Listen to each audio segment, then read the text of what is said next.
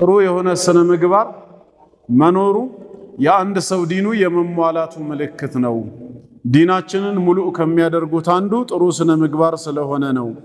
አቢ ሁረይራ ረዲየላሁ ዐንሁ ይህን በተመለከተ ሲናገር አነ ነቢይ ሰለላሁ ዐለይሂ ወአሊሂ ወሰለም ቃል የአላህ ነቢይ ምን አሉ?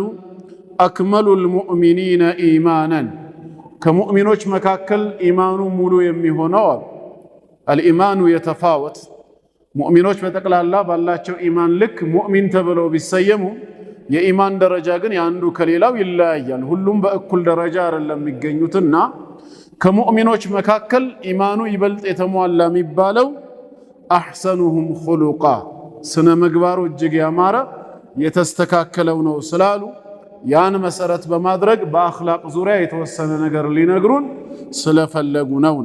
ሌላው ምክንያት ደግሞ አነሁ ሰበቡን ሊድኹሊል ጀና ጀነት ለመግባት ምክንያት ከሚሆኑ ነገሮች አንዱ ጥሩ ስነ ምግባር ነው። የዓቂዳ መስተካከል ዋና ከመሆኑ ጋር ዒባዳን በታዘዝነው መሰረት በአግባቡ መፈጸም ሌላ ምክንያት ከመሆኑ ጋር ጥሩ ስነ ምግባርም ጀነት ለመግባት ሰበብ ስለሆነ ሸይኹ በዛ ዙሪያ የተወሰነ ነገር ነግረውናል።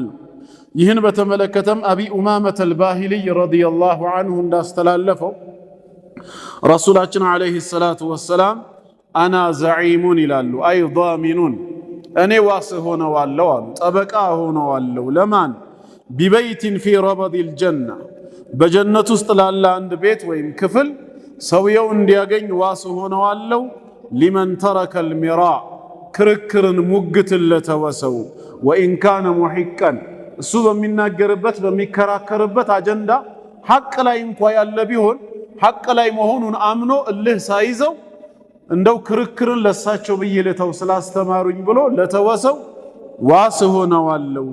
እንደዚሁም ደግሞ ወቢበይቲን ፊ ወሰጢል ጀና በጀነት ማዕከል ውስጥ መካከለኛው ስፍራ ላይ ያለን የጀነት ቤት እንዲገባ ዋስ ሆነዋለሁ።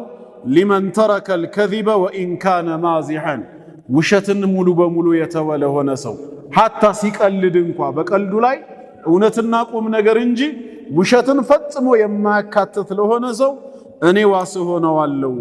ወቢበይቲን ፊ አዕለል ጀና በጀነት ከፍተኛው ስፍራ ላይም እንደዚሁ ያለችዋን ቤት እንዲገባ አማላጅ ጠበቃ ዋስ ሆነዋለሁ። ሊመን ሐሱነ ኹሉቃ ስነ ምግባሩ ላማረ ሰው